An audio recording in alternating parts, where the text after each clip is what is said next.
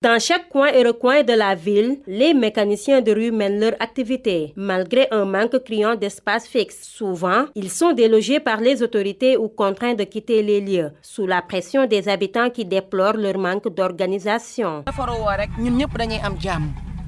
Quand on s'organise, nous aurons tous la paix. Ceux qui sont là vraiment ne nous dérangent pas parce qu'ils sont là pour travailler. Car ils ne savent pas où aller. Avant de faire quitter quelqu'un, il faut le trouver un endroit. C'est à eux de voir où recaser ces mécaniciens.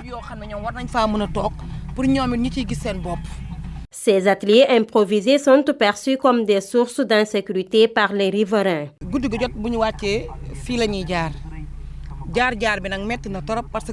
Chaque nuit et tous les soirs, on passe par là. Et ce n'est pas du tout facile, car on n'a que cette route et ce chemin. Nous n'avons pas de clando pour transporter nos enfants. Même pour rallier leurs écoles, ce n'est pas facile pour nous, habitants de Dalifort ou Darussalam. Vraiment, c'est difficile.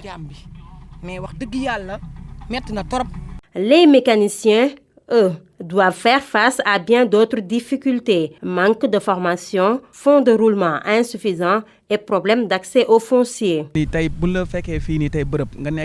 On peut vous retrouver dans un lieu de travail et vous faire quitter sans préavis, alors que ce n'est pas du tout facile de retrouver un autre lieu où y installer. Tu peux passer au beau temps à chercher un endroit. Le premier souci reste le foncier, car les mécaniciens ne trouvent pas de lieu pour se caser. Il s'y ajoute le manque de financement et de formation de ces mécaniciens. Le métier de mécanicien, au cœur du secteur automobile, exige des compétences précises pour diagnostiquer et réparer les pannes. Cependant, les conditions sanitaires dans lesquelles il exerce posent de réels risques, souvent négligés. Peut-être certains le font. Pour ma part, à la descente, je me contente de laver seulement et de vaquer à mes autres préoccupations. Ici, tant que tu ne tombes pas malade, tu n'iras pas à l'hôpital. Mais si on avait une couverture maladie, ce serait mieux. Comme ça, chaque mois ou 3 mois, on allait se faire consulter car les voitures dégagent des effets toxiques.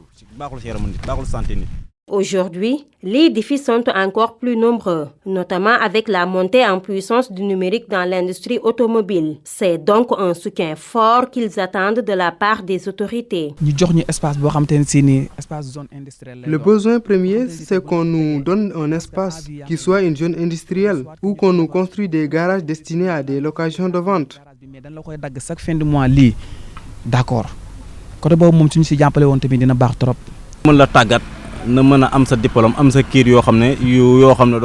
Être formé et avoir des diplômes, oui, on en a besoin. Mais le seul couac reste l'heure car on n'a pas assez de temps. Donc, l'État doit trouver des solutions pour notre formation.